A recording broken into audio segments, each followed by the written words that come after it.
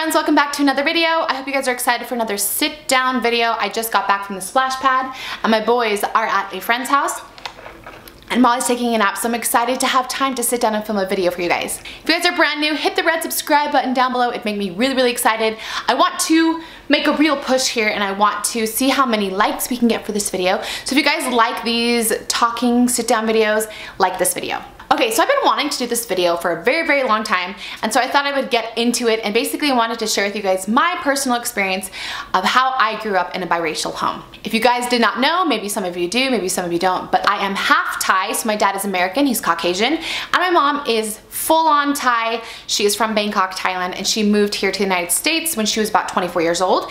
I feel like I had quite an interesting experience growing up because not only did I grow up in a biracial home, but I grew up in Saudi Arabia where there was a lot of different nationalities in the same place. So I feel like that definitely kind of changed the way the dynamic was in my home because of what I thought was normal. So starting off, I guess this kind of changes how my dynamic was in my family as well, but my dad is American, grew up in Utah, and he went on a mission for the Church of Jesus Christ of Latter-day Saints. You guys know I'm Mormon, and he was sent to Thailand, and he did not meet my mom in Thailand. They actually met in Chicago, but she moved to Chicago after she got baptized in Thailand, and they met at church one day, and that is how their love began. So I think it's really cool because not only did my dad completely understand my mom's culture because he lived there for a couple years, he could speak the language, he loved the food, and so that was very much a part of my growing up. So we spoke Thai all the time growing up. My dad spoke it, my mom spoke it.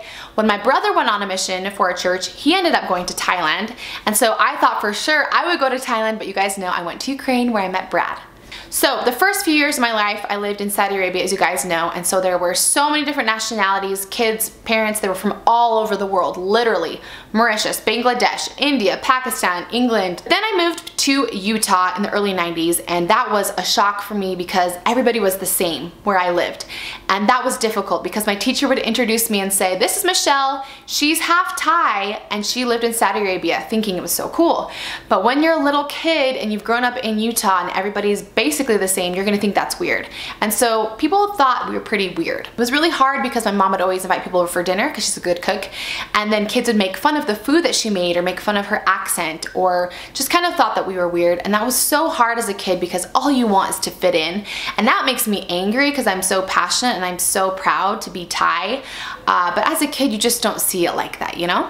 So growing up, my mom was definitely a lot more strict than my dad. I think it's just a lot of the Asian culture, but one of the things that she always drilled into us, which I think I still have in me today, and I think all of my siblings have in them, is that we're gonna be the best of the best for our family's namesake.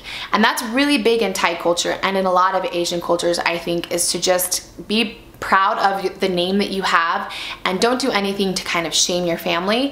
And my mom would always ask us, definitely not like Tiger Mom, like do you guys remember that book? But she'd always say, what kind of doctor are you guys going to be? And school is the most important thing, education is the most important thing, family honor is the most important thing. And so she was a lot more strict with that kind of thing at first. She just always made us feel, this is like making me emotional, that we could aspire to something great. And she would always just say, "Michelle, you're gonna be an amazing singer, you're gonna be an amazing actress," and whatever we chose, she would just full throttle support us because she knew that we could reach the highest potential. And I feel and I know that that is definitely like what the voice in my head that has kept me going during hard times in my life, or just given me motivation throughout my life to just keep pushing forward and to reach my greatest potential. My dad, on the other hand, was really great because he was also very hardworking, and I think that's why my mom and him can, you know, work together, but he was a lot more chill and a lot more relaxed, and so it was a great balance of kind of being more strict and then also being more lax. And so I feel like I had a really great relationship with my parents, and as we got older, my mom just became so in love. I mean, she didn't have the same kind of upbringing as us. She didn't have her dad in her life, and so it was fun to kind of show her what it was like to go to high school dances and everything because they didn't have that in Thailand like they do here.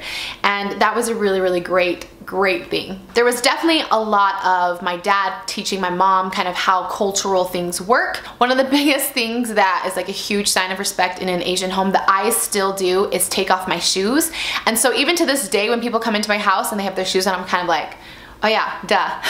It's not a sign of disrespect if they don't take off their shoes, but I just had that so ingrained in me my entire life to always take off your shoes to respect the home that you have entered. I'm trying to think of what other aspects. Oh, we would go to Thailand in the summer. So I've been to Thailand a few times, and that was something that I thought was so normal, and now that I haven't been back since I was 11, I want to do it so badly, especially with Brad.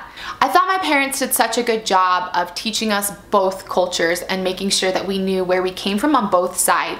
And my mom is so proud of her Asian culture and would always teach us, you know, obviously how to speak and music and food, most importantly food.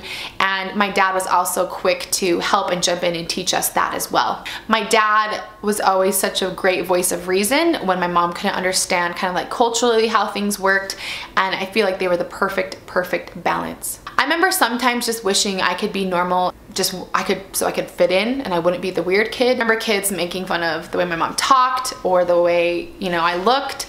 It wasn't until I got a little bit older that I started realizing, no, I'm special, dang it, this is so cool. And when we would go to Thailand, we would get like modeling offers and job offers because people in Thailand thought it was so cool to be half Thai and half American. And they call it Lu Klung, like half Thai or whatever, half American. And my mom was just always like, be proud of who you are, be proud of who you are. And I am so proud of who I am. And I would not trade my, I'm sorry I'm so passionate about this, but I think it was just such a hard thing for me as a child to not fit in because of my race. And it was also difficult because, you know, when you take those standardized tests, they fill out the bubbles, you have to fill in white, Hispanic, African American, Asian, and I would say, what if I'm two races? And my teachers would say, you can only fill in one. And I hated that. I hated identifying as one or the other because both of them were such an important part of my life. And my mom, you guys, is an incredible person. She is proof of the American dream. Not only did she move here with no money, no job, she moved here to Chicago. She is now fully running her own business, successful business, and she did it all on her own. And it's just proof that you can do anything that you put your mind to. And I'm so grateful for her example. And that's why I feel like I have the drive that I have, is because I see that drive in my mom, and she has ingrained it in me. And I also see it so much in my dad because he came from really humble beginnings, and then he worked his way through dental school and has just worked so hard to get to where he is today. So that's basically in a nutshell. Obviously I could talk about this for hours, but that's what it's like to grow up in a biracial home. I am, once again, it was hard as a child, but then I grew up being so proud of it. And I know that my parents were meant to be together, and I know that I am meant to be half Thai and half American, and I love that because I feel like I can relate to a lot of different kind of people. It's actually pretty funny too because throughout my life people think that I am their race. So I'll have people just come up to me and speak Spanish to me. When I lived in Spain, people thought I was just Spanish. People think I'm Polynesian or Hawaiian. Also, if people are half Asian, they usually can recognize that I'm half Asian as well. But it's just kind of fun to kind of be able to mesh into whatever I want to mesh into. So that is it for my experience growing up in a biracial home. I hope you guys enjoyed it. Comment down below and let me know what you guys think about it. I am grateful for the opportunity that I've had to be biracial, and I want to take Brad back to Thailand someday. I want to take my kids with me. I want them to know of that background because they get to see so much of their American history here. I want to teach them about the other side as well. So thanks so much for watching, and we'll see you guys later. Bye!